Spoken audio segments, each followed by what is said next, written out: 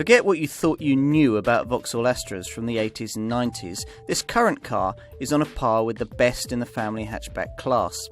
Combining vault-like build quality, a great range of engines, many of them extremely potent, and chiselled good looks, the Astra is too good to be overlooked.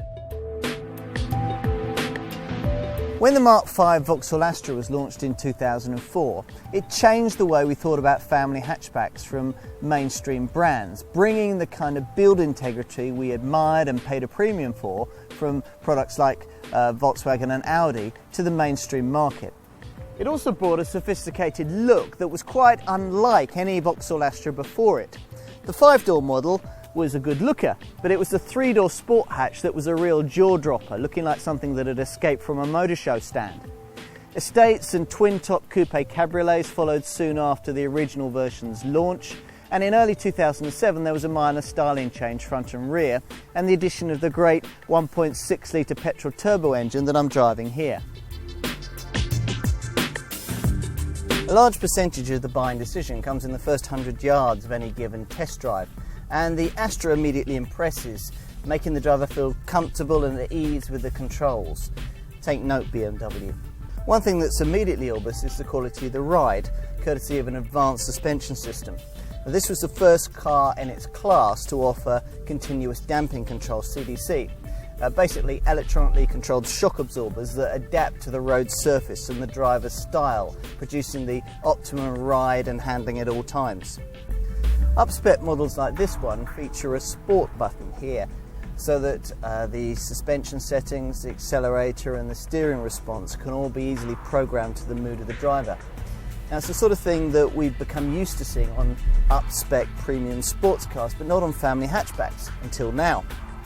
Despite all these high-tech touches, the Astra, suspension-wise, uses a relatively simple beam axle rear arrangement rather than the sophisticated multi-link setups favoured by Ford and Volkswagen. GM executives contend that this transmits less noise into the cabin while giving good handling and also maximises interior space. Solid build quality, sharp styling and competitive, if not class-leading, space and versatility are the watchwords with this Mark V Vauxhall Astra. Now, where Vauxhall has boxed clever with this car is in developing in parallel to it a range of more serious utility models like the Zafira and the Meriva for those who really want practical versatility. And so the Astra has been allowed to let its hair down a bit.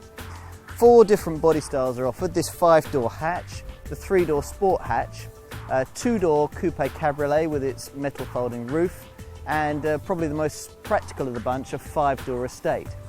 The estate uses a stretched version of the Astra chassis with another 9 centimetres stitched into its wheelbase and longer overhangs so that it's got a decent sized luggage compartment.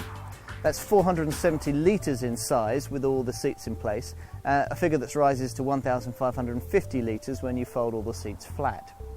In this 5-door hatch, those figures fall to 365 litres with all the seats in place and 1,250 litres with all the seats flat.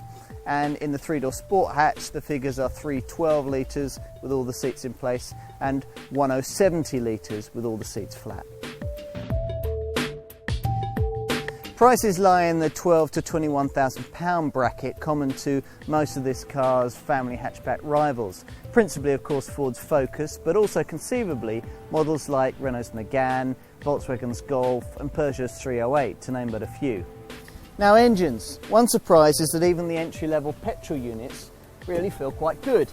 And that's mainly thanks to Vauxhall's twin-port technology, which closes down one of the 2 exhaust outlets at low revs to improve torque and fuel economy. And the result of that is that even the entry-level 90 PS 1.4 and 115 PS 1.6, they really feel quite willing. Above these sit the 140 PS 1.8 and the 180 PS 1.6 litre petrol turbo that I'm driving here. If that's not enough, then you'll need the 240 PS engine, 2-litre turbo engine that's in the flagship hot hatch VXR. Want a diesel?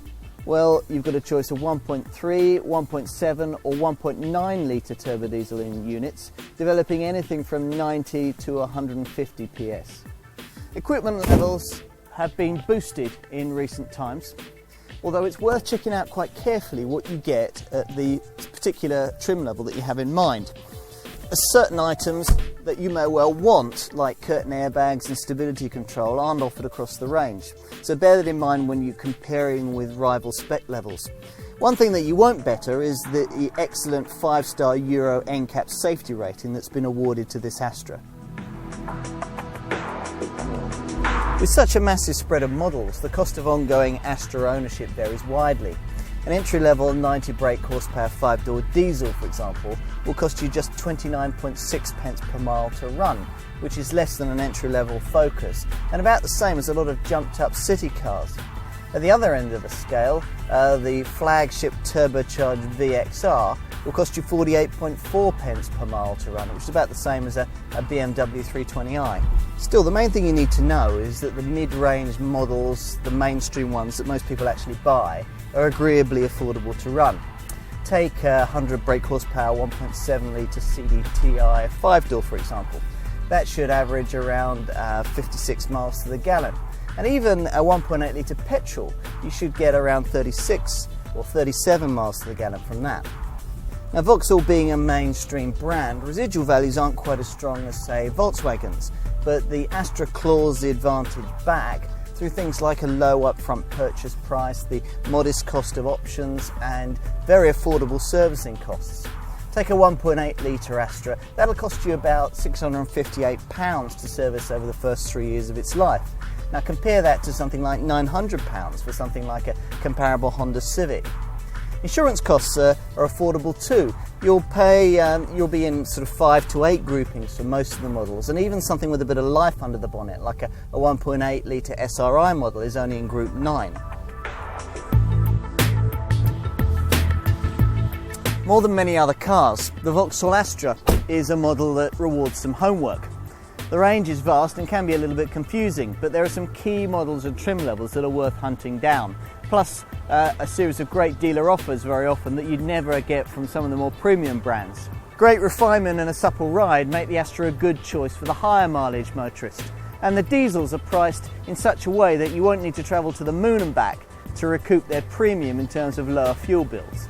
Engine highlights include the 1.7 litre diesels, this 1.6 litre petrol turbo and the 2 litre VXR.